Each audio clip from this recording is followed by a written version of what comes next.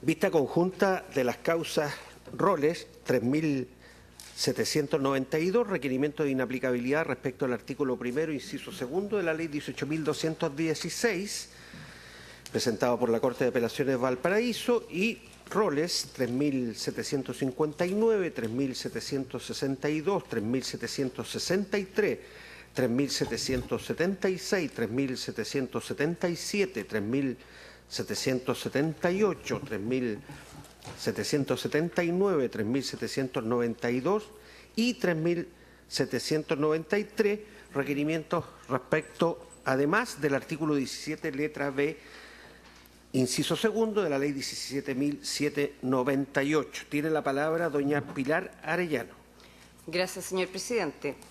En cuanto a los requerimientos, estos aducen que el efecto de la aplicación de las disposiciones reprochadas consistente en la imposibilidad de que el juez penal pueda rebajar el quantum de las penas a aplicar bajo el marco abstracto establecido en cada tipo por el legislador, como por otra parte en denegarles la concesión de penas sustitutivas, vulneraría el derecho a la igualdad ante la ley. Lo anterior, ello no tendría cabida en caso de otros delitos de peligro ni de mayor gravedad, estableciéndose así una diferencia arbitraria que no tiene fundamentos razonables conforme a la historia de los preceptos, ni tampoco es idónea para la reinserción social. Se agrega que se desconocería el derecho a la igual protección de la ley en el ejercicio de los derechos y el derecho al debido proceso en su alineamiento conocido como garantía de proporcionalidad. En lo referido a las particularidades de los casos concretos para los cuales se ha pedido un pronunciamiento, cabe señalar lo siguiente.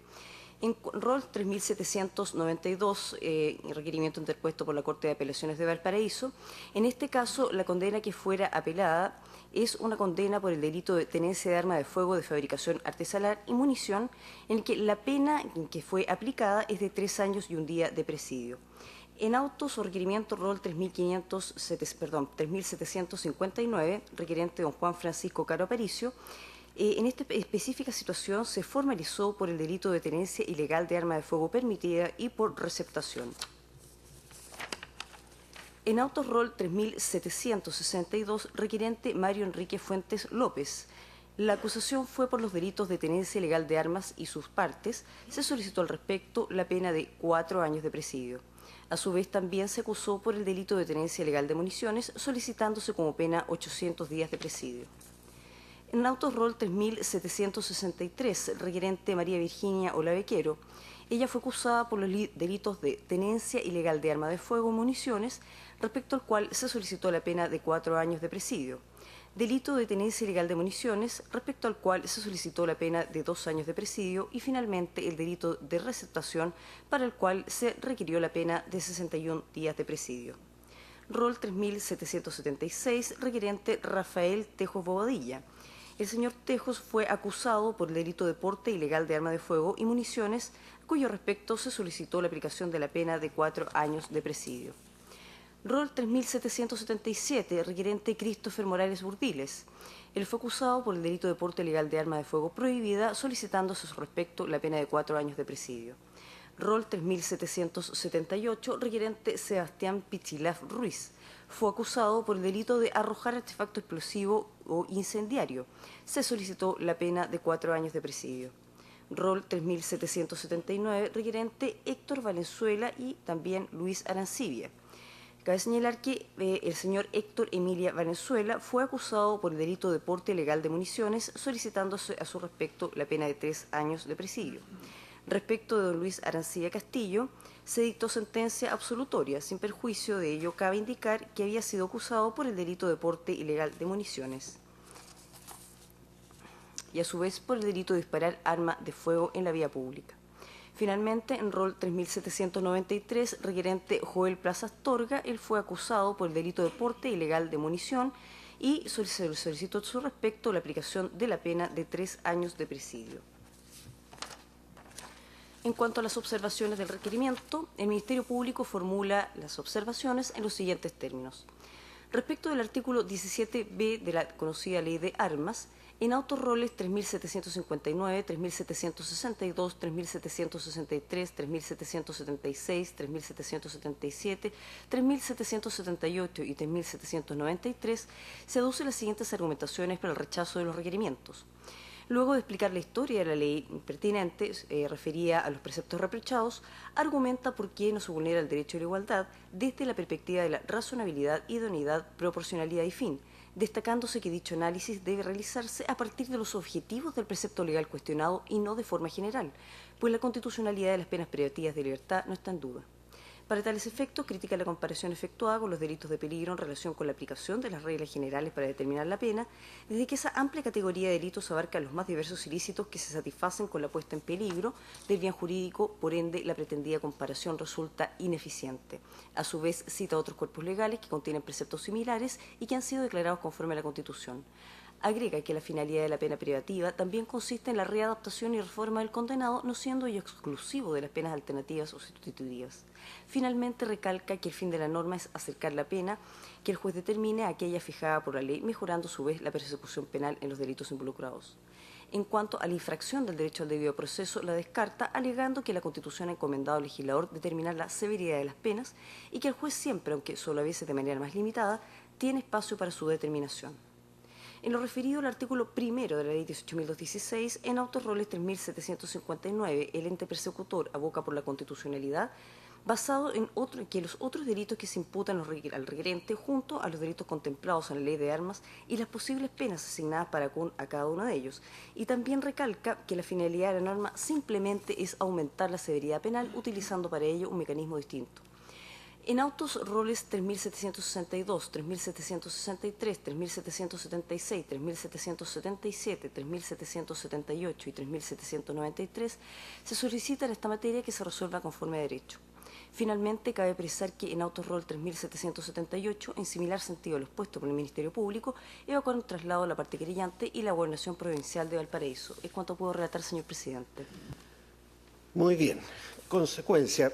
Alegan por los requirentes, primer término, las causas roles 3.762, 3.763, 3.776, 3.777 y 3.792, don Claudio Fierro. Por 5 minutos, adelante. Muchas gracias, señor presidente. Con la autorización de este excelentísimo tribunal, la Defensa Penal Pública alega en representación de las siguientes causas. En la número 2 de la tabla, respecto a Mario Fuentes López, respecto a doña Mariana Olave Quero, y respecto a don Rafael Tejo Bobadilla, don Christopher Morales Burdiles, don Sebastián, y don Valentín Cortés Ortiz, solicitando en cada una de estas, ¿cierto?, se sirva a acoger los requerimientos que fueran deducidos, en la cual se impugna la norma del inciso segundo del artículo primero de la ley 18.216, y en las 4 primeras también se impugna la letra B del artículo 17, ¿cierto?, de la ley 17.798. Excelentísima señora, excelentísimos señores, efectivamente, ya como lo hemos hecho habitualmente, nuestra impugnación ya está respecto a la vasta jurisprudencia que ha sentado este excelentísimo tribunal en diversos pronunciamientos, donde nosotros hemos cuestionado fundamentalmente el principio de infracción al principio de no discriminación, de igualdad ante la ley, la diferencia que carece de fundamentos razonables y objetivos, la falta de idoneidad para alcanzar la finalidad que entendemos fue prevista por el legislador, y también, y como corolario de toda nuestra alegación, cierto, que estamos en presencia de una norma que atenta contra las normas del debido proceso, careciendo, cierto, desde ya en cada una de estas causas un proceso racional y justo. También hemos señalado, cierto, como lo ha pronunciado este excelentísimo tribunal, ya decíamos con muchos pronunciamientos, por ejemplo, el 3187 del presente año, que atenta contra la readaptación social de las personas que se ven involucradas en cada uno de estos ilícitos por los cuales fueron investigados y eventualmente también que habrían sido condenados. Tal como lo plantea, y con esto ya voy cerrando esta primera alegación, uno de los considerando, ¿cierto?, que se consagra una exclusión que refleja una manifiesta o excesiva desproporción en el instrumento utilizado, ¿cierto?, para el endurecimiento de la respuesta punitiva del Estado. Nos parece que esa es la idea central que nosotros hemos cuestionado y que, en definitiva, ¿cierto?, ha sido recogida por este excelentísimo tribunal. En torno a la segunda alegación o segunda línea argumentativa que nosotros levantamos en torno a este marco rígido que sostiene, ¿cierto?, la letra B, el artículo 17 de la ley 17.798, también ya lo hemos planteado en numerosas ocasiones, en torno, ¿cierto?, a esta limitación de la no observancia de los artículos 65 y 69 del Código Penal para poder es hacer este ejercicio de la libre determinación de la pena en torno a las circunstancias atenuantes de responsabilidad penal, donde también hemos señalado, ¿cierto?, se limita este arbitrio judicial y se termina arribar a una pena justa, y para ello, como ya también lo hemos sostenido en otras ocasiones, hemos acudido permanentemente a este informe que evacuó la excelentísima Corte Suprema, donde, ¿cierto?, hace un informe desfavorable respecto a estos marcos rígidos para poder arribar a la pena justa. En base a esos antecedentes, excelentísimas señoras, excelentísimos señores, que solicitamos respetuosamente a este excelentísimo tribunal se sirva a acoger cada uno de estos requerimientos, y en definitiva, ¿cierto?, se declare inaplicable tanto la primera norma de la ley 18.216 como la segunda que hemos impugnado de la ley de control de armas 17.798. Eso es todo, señor presidente. Muchas gracias. Gracias a usted. A continuación, por el requirente, en la causa rol 3759, alega el abogado don Alejandro Vargas, por 5 minutos también. Adelante. Muchas gracias, señor presidente. Con la venia de este excelentísimo Tribunal Constitucional, el presente recurso fue interpuesto por el suscrito a favor de don Juan Caro Aparicio, formalizado por el Juzgado de Garantía de Puente Alto, gestión que se encuentra pendiente actualmente, y se encuentra formalizado por el delito del artículo 9 de la Ley de Armas y el delito de receptación. Tratándose de una persona que no tiene antecedentes pretéritos anteriores a sus 48 años de edad, tratándose de una persona que derechamente ha sido formalizado por primera vez, derechamente consideramos que la aplicación del artículo primero, inciso segundo de la ley 18.216 resulta, en este caso, desproporcionado, atenta contra el fin último de la pena, atenta contra la idoneidad y contra el debido proceso, debido a que en la audiencia, primeramente cuando se presenta el recurso, esta persona se encontraba ininterrumpidamente privado de libertad. Actualmente se encuentra con una prisión preventiva sustituida, y eso da pauta para que este excelentísimo Tribunal Constitucional pueda entender los efectos que origina la imposición, o la aplicación, mejor dicho, de la normativa que esta parte reclama inconstitucional en este procedimiento. Se trata de una persona que derechamente tiene posibilidades de ser objeto de la aplicación de una pena sustitutiva en el evento de que se pueda acoger esta acción, y así ha sido periciada, y así se pretende derechamente motivar, digamos, al Tribunal de Puente Alto, Tribunal de Juicio Oral de Puente Alto, para que puedan definitivamente dejar en libertad con alguna pena sustitutiva a esta persona. Actualmente el procedimiento se encuentra totalmente vigente, es una gestión pendiente, y esta persona hoy se encuentra con una prisión preventiva que ha sido suspendida, reemplazada por una caución.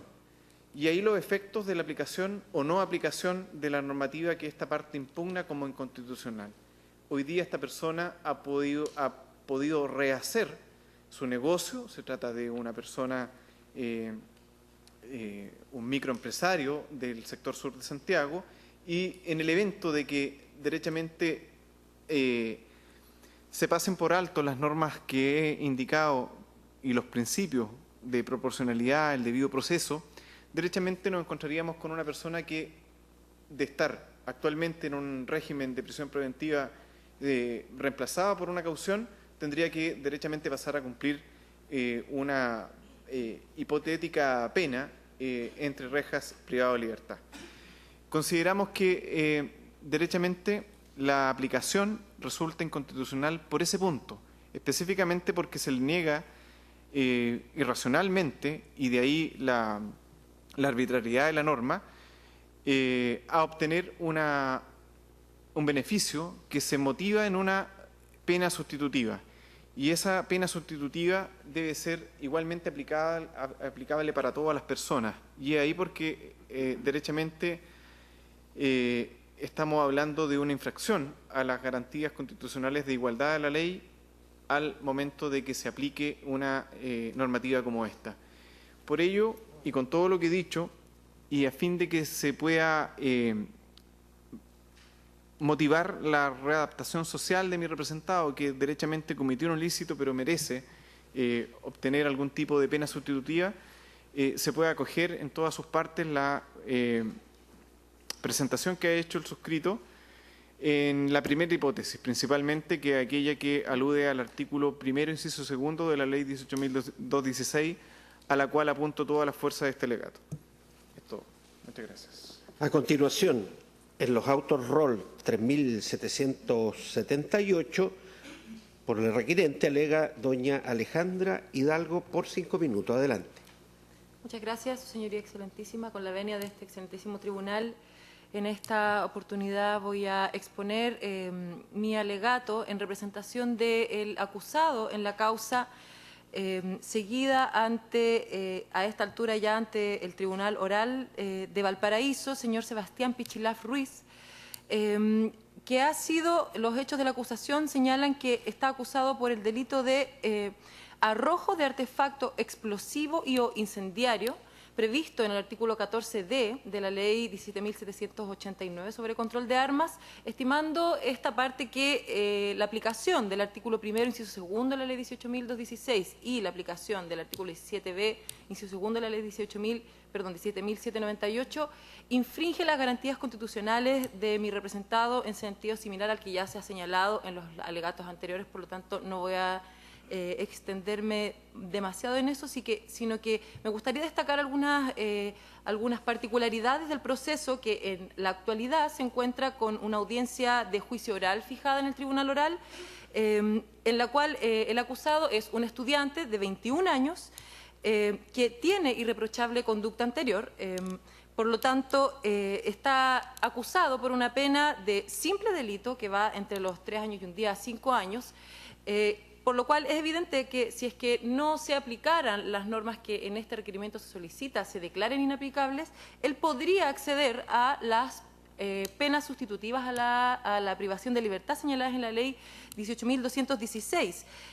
Cabe señalar que si bien él está acusado de un delito de carácter grave, está acusado de arrojo de este artefacto incendiario. En concreto, esto fue en una marcha estudiantil en el 21 de mayo del año 2016.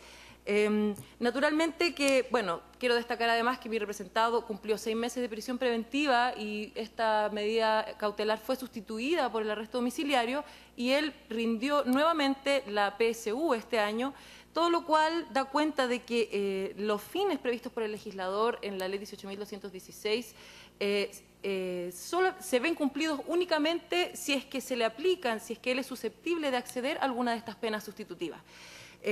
Aquí existe claramente, como ya se ha señalado también por mis colegas anteriormente, una diferencia de trato entre personas que se encuentran en una situación similar, toda vez que las características del delito del cual se le acusa para otros delitos de similares características de peligro, como ya se dijo, y con penas incluso mayores, sí son susceptibles de acceder a estas penas sustitutivas, y entiende esta parte que además no hay ninguna fundamento razonable ni objetivo para hacer esta distinción entre estos sujetos en este caso. Y por esa razón, Su Señoría Excelentísima, a fin de que no sea vulnerado el principio de igualdad ante la ley, de no discriminación y de proporcionalidad, solicito se acoja el requerimiento deducido por esta parte en ambas hipótesis, la del artículo 1º, inciso 2 de la Ley 18.016, así como también el 17b, inciso 2 de la Ley 17.798. Muchas gracias, señor presidente. Gracias a usted. Los colegas, por favor, si le dan el asiento. Ministerio Público y la Gobernación.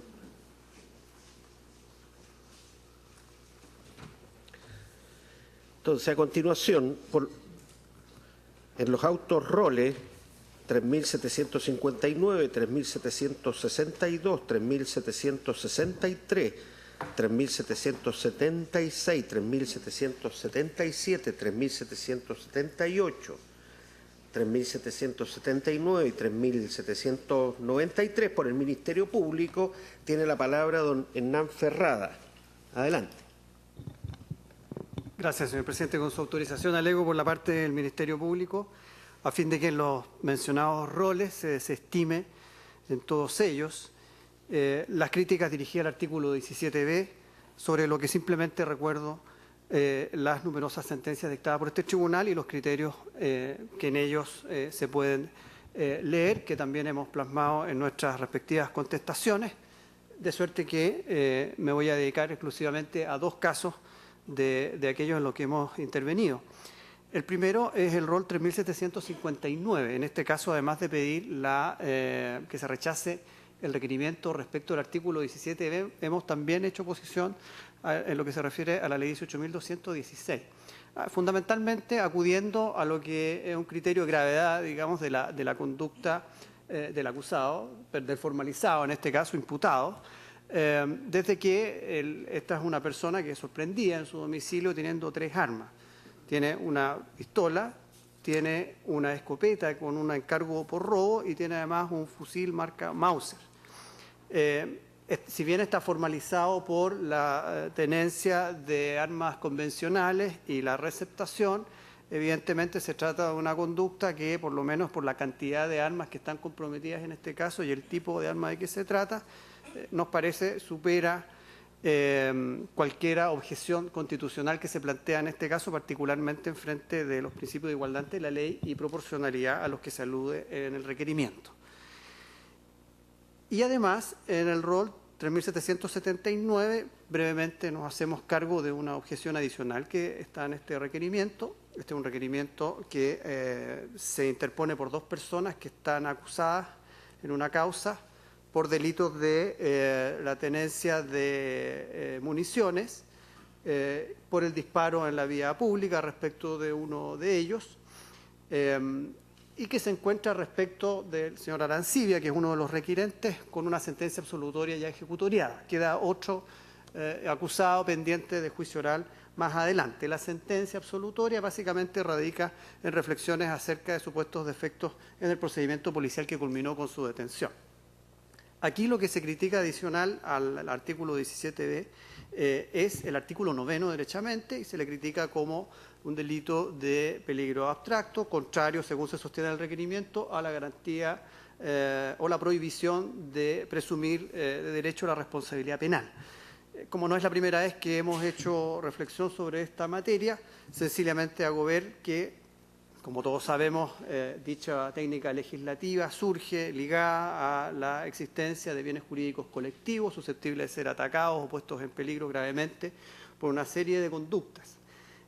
Bajo esta técnica, sobre todo, se abarca un amplísimo grupo de delitos económicos, particularmente medioambientales. Nos introduce también en la punibilidad de la tentativa o los actos preparatorios y otros tantos donde, en definitiva, lo que hace el legislador es sancionar justamente el ataque o la puesta en peligro de bienes jurídicos de los que hemos aludido.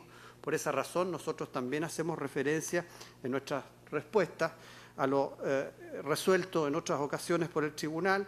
Brevemente cito el rol 739 y el rol 993 de esta magistratura. En el primero, sobre asociación ilícita, destacamos las reflexiones relativas a la existencia de estos bienes jurídicos colectivos explícitamente mencionadas en la referida sentencia, y en el rol 993 sobre el delito de microtráfico, el artículo 4 de la ley 20.000, la prevención que hacen los ministros Bertelsen y Correa respecto a que la Constitución política no impediría configurar o formular delitos que no requieran para su consumación la lesión concreta o de daños o provocación de daños en personas o en terceros. Pero, adicionalmente a esto, naturalmente, este tipo de cuestiones está además reforzada por el artículo 340 del Código Procesal Penal. Hay que recordar que la imposición de una sanción finalmente queda sometida al rigor procedimental establecido en las normas pertinentes. El artículo 340 señala que ninguna persona puede ser condenada sino cuando los jueces hayan adquirido cierta convicción, y en este caso particularmente en orden a que le cabe a la persona del acusado una participación culpable y punible. Y finalmente el hecho efectivamente da cuenta además de una concreta puesta en peligro de bienes jurídicos por todos conocidos, puesto que el delito de tenencia de municiones en este caso está asociado además a los disparos provocados en la vía pública por estas personas que fueron captadas por una cámara, y lo que provoca la intervención policial, lo que evidentemente, a no dudarlo, lesiona o pone en peligro concretamente los bienes jurídicos, vida y seguridad de las personas que allí se encontraban en ese momento, motivos todos por los cuales solicito también se desestime en este aspecto el requerimiento. Muchas gracias. Gracias a usted. Finalmente, en la causa rol 3778 por la Gobernación Provincial de Valparaíso, alega don Javier Ruiz, también por 5 minutos. Adelante. Muchas gracias, señor presidente. Con la autorización de este excelentísimo tribunal, alego en representación de la Gobernación Provincial de Valparaíso, solicitando que sea rechazado el requerimiento de inaplicabilidad por inconstitucionalidad en los autos rol 3778 por lo siguiente. En primer lugar, excelentísimos señoras y señoras, hay que partir señalando que el establecimiento de las figuras típicas, las penas y las formas de cumplimiento de estas penas es una facultad privativa del legislador. En ese sentido, siempre y cuando naturalmente se respeten ciertos principios y valores constitucionales, entre ellos, por ejemplo, el principio de proporcionalidad. En segundo lugar, creemos que en concreto, en este caso en particular, no existe ningún tipo de infracción a los derechos constitucionales que el requerente alega. En este sentido, se refiere al tema de la igualdad y no discriminación, tema que el cual está intrínsecamente ligado. Ahora hay que tener también en consideración los particulares hechos del caso. Se trata de una persona que fue sorprendida en la vía pública lanzando una bomba de tipo incendiario, una bomba tipo Molotov, a Carabineros de Chile. Lo concreto en este caso es que este sujeto lanzó este artefacto incendiario que dio en uno de los carros policiales causando daños. Lo cierto es que estos hechos dan cuenta de un delito de peligro que es claramente grave, es un delito en principio de peligro abstracto, pero cuyo peligro se materializó en daños a la propiedad pública e incluso existía también un peligro para lesionar a personas que se encontraban en el sector, toda vez que este delito fue cometido en plena vía pública en el marco de unas manifestaciones en la ciudad de Valparaíso. En este sentido, creemos que porque existe un tratamiento punitivo más severo en estos casos como este, existe totalmente adecuado y proporcional desde el punto de vista abstracto en razón a las penas sustitutivas, a la prohibición de aplicar penas sustitutivas. En segundo lugar, excelentísimos señoras y señores, hay que considerar también que el artículo 14D de la Ley de Control de Armas, que sanciona el delito por el cual se encuentra acusado el señor Sebastián Pichilaf Ruiz, no es el único delito el cual se encuentra excluido del régimen de las penas sustitutivas de la Ley 18.216. Otro ejemplo, por ejemplo, tenemos dentro del Código Penal, el artículo 150, letra A de este estatuto penal. Además, tenemos otros delitos que se encuentran previstos en la Ley de Control de Armas. Ejemplo, solamente artículos 8, 9, 10, 13, 14 de ese mismo cuerpo legal. Se trata entonces de penas que tienen penas inferiores en muchos casos a crimen y que no se puede aplicar la pena sustitutiva. En otro sentido también, lo que hace la Ley 18.216, en particular su inciso segundo, lo que hace es sustraer de su campo de aplicación los delitos a los cuales se imponga una pena mayor a los 5 años y un día. De modo que el catálogo de delitos que se excluyen cobra cierta relevancia, obviamente, cuando existe una determinación judicial de la pena o una pena impuesta de simple delito, cuestión que ocurrirá en este caso toda vez que el imputado se encuentra acusado de una pena que va de 3 años y un día a 5. En este sentido, creemos que el legislador, cuando quiso excluir la aplicación de las penas sustitutivas a una gran cantidad de delitos, como lo mencioné anteriormente, lo que en este caso no implica ningún tipo de trato desigual. Esto ya se ha tomado en consideración, ha sido política criminal del Estado en ese sentido, y en particular porque el legislador lo que busca es cumplir un mandato constitucional del artículo 103 de la Carta Fundamental, esto es controlar el uso y acceso y tenencia de las armas.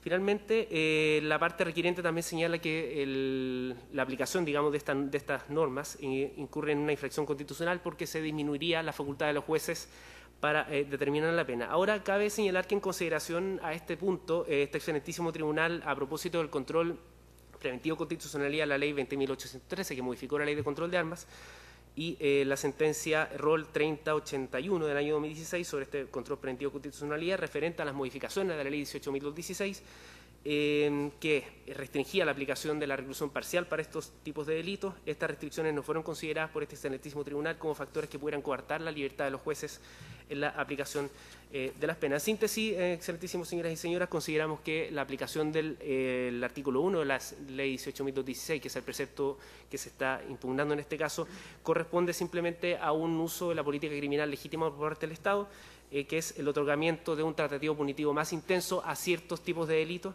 y que son delitos no de cualquier tipo, son delitos que tienen una especial connotación social, una preocupación de la sociedad, esto es seguridad pública. Por lo tanto, no creemos que este tipo de política criminal empleada por el Estado haya infringido precepto constitucional alguno, toda vez que, como dije anteriormente, existe un mandato constitucional en relación al control de las armas y al uso de las armas. Por lo tanto, excelentísimo tribunal, solicito entonces que sea rechazado el requerimiento de inaplicabilidad presentado por la defensa del acusado. Eso es todo, señor presidente. Gracias a usted. Señoras ministras, señores ministros, ¿tienen preguntas que hacer? Yo, como siempre, al Ministerio Público, al colega. En la causa ROL 3759, que se alegó también por el requirente, evidentemente hay un caso de tenencia de armas bastante poderosa, ¿no? Se le acusa a don Juan Francisco Caro, junto con otras personas, de tenencia ilegal de estas armas, porque se habría encontrado en estado de flagrancia en el inmueble ubicado en Sargento Menadier, tanto comuna de Puente Alto, este armamento. Este inmueble, el Ministerio Público determina que este inmueble está bajo la esfera de propiedad, arrendamiento, tenencia del inculpado. Primera cosa. ¿O hay otras personas en ese lugar? Y segundo, dice que se encuentra en su poder. Si hay otras personas adultas, ¿cómo el Ministerio Público llega a determinar que estaban en poder de esta persona? En su domicilio, en su poder. Hay dos afirmaciones ahí que, ¿cómo las sostiene en la práctica el Ministerio Público con las pruebas pertinentes? Sí.